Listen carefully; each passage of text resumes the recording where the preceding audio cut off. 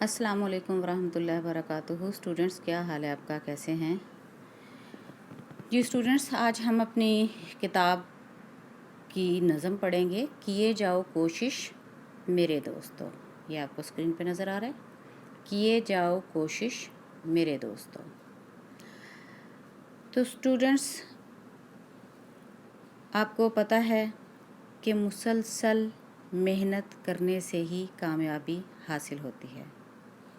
جو شخص محنت نہیں کرتا وہ دوسروں سے پیچھے رہ جاتا ہے۔ اس لیے جو آپ کی زندگی کا مقصد ہے اس کو حاصل کرنے کے لیے آپ کو اپنی کوشش مسلسل جاری رکھنی چاہیے۔ اس طرح آپ کو ایک نہ ایک دن کامیابی ضرور حاصل ہوگی۔ چلیے اسٹوڈنٹس، کچھ خاص الفاظ ہیں نظم کے، وہ دیکھتے ہیں۔ لٹیا ڈبو دینا، نقصان کر دینا، متصل ملا ہوا، اضطراب بے چینی، قلق افسوس، رمق آخری سانس، سبقت آگے بڑھ جانا۔ تو آئیے اسٹوڈنٹس، ساتھ ساتھ میں اشعار پڑھوں گی۔ یہ نظم مولانا اسماعیل میرٹھی نے لکھی ہے۔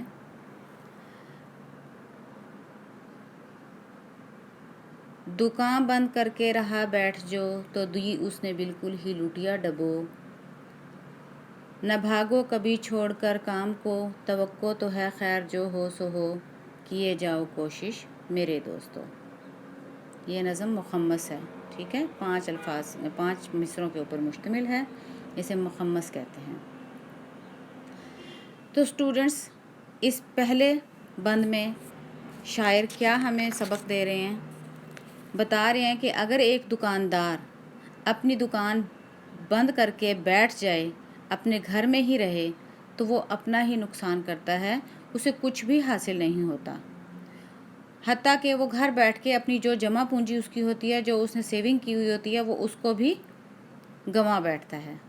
تو لہٰذا کام سے پیچھا کبھی نہیں چھڑانا چاہیے، بلکہ کام کو ہمیشہ جاری رکھنا چاہیے، کیونکہ اگر کام جاری رہتا ہے، مسلسل ہوتا رہتا ہے، تو ایک نہ ایک دن وہ اپنی منزل کو ضرور پہنچے گا۔ اور اگر کام شروع ہی نہ کیا جائے تو اس کے ختم ہونے کی امید کس طرح کی جا سکتی ہے؟ اس لیے مسلسل کوشش کرتے رہنا چاہیے۔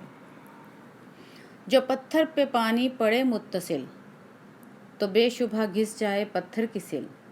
رہو گے اگر تم نہیں مستقل، تو ایک دن نتیجہ بھی جائے گا مل، کیے جاؤ کوشش میرے دوستو۔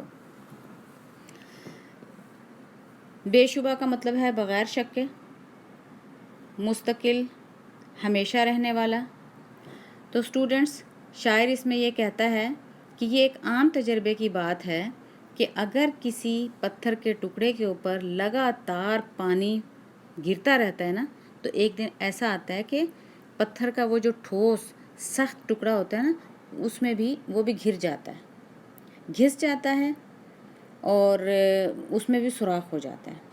تو اس بات میں کوئی شک نہیں ہے کہ اگر تم بھی اپنے ارادے میں مضبوط اور قائم اور پکے رہو گے تو تمہیں بھی ضرور ایک نہ ایک دن اس کا نتیجہ مل جائے گا اور اپنے مقصد میں کامیاب ہو جاؤ گے۔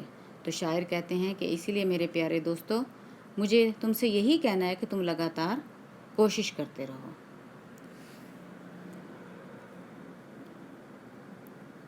یہ مانا کہ مشکل بہت ہے سبق، برا ہے مگر اضطراب اور قلق، دوبارہ پڑھو پھر پڑھو ہر ورق، پڑھے جاؤ جب تک ہے باقی رمق، کیے جاؤ کوشش میرے دوستو۔ شاعر کہتا ہے کہ اگر یاد کرنے والا سبق مشکل ہے تو کوئی بات نہیں، میں اس بات کو مانتا ہوں کہ سبق مشکل ہو سکتا ہے، لیکن اس کا یہ مطلب ہرگز نہیں ہے کہ تم پڑھنا ہی چھوڑ دو۔ سبق سے جی چرانا، بے چینی کا اظہار کرنا، پریشان ہونا تو بالکل بھی مناسب نہیں ہے، بلکہ اگر سبق مشکل ہے تو تمہیں چاہیے کہ ایک بار سبق پڑھنے کی بجائے اسے 2-3 بار پڑھو، پھر پڑھو، اس طرح وہ آپ کے حافظے میں محفوظ ہو جائے گا، پکا یاد ہو جائے گا۔ اور اگر اس کے باوجود سبق یاد نہ ہو تو پھر کوشش کرو، جب تک تمہاری سانس میں سانس باقی ہے علم حاصل کرتے رہو، ایک نہ ایک دن آخر کار تم کامیاب ضرور ہو جاؤ گے۔ اس لیے میرے عزیز دوستو، کوشش کو جاری رکھو۔ اگر طاق میں تم نے رکھ دی کتاب، تو کیا دو گے کل امتحان میں جواب؟ نہ پڑھنے سے بہتر ہے پڑھنا جناب، کہ ہو جاؤ گے ایک دن کامیاب، کیے جاؤ کوشش میرے دوستو۔ ان اشعار میں شاعر کہتے ہیں کہ اگر تم نے اپنی کتاب کو الماری میں رکھ دیا، طاق میں، محراب میں، دیوار کے اندر ایک سوراخ بنا ہوا ہوتا ہے، ایک خانہ بنا ہوا ہوتا ہے، اس کو طاق کہتے ہیں، اس کو نہ پڑھا، اس کو نہ سمجھا، اس میں لکھے ہوئے سبق کو نہ یاد کیا، تو کل جب تم امتحان کے کمرے میں بیٹھو گے تو پرچے میں کیا لکھو گے؟ کس طرح سے اپنا پرچہ حل کرو گے؟ ظاہری سی بات ہے کہ وہی طالب علم اپنا پرچہ حل کر سکتا ہے جس نے کتاب پڑھ کے امتحان کی تیاری کی ہو۔ اس لیے یاد رکھو کہ پڑھنے سے پڑھنا بہتر ہے۔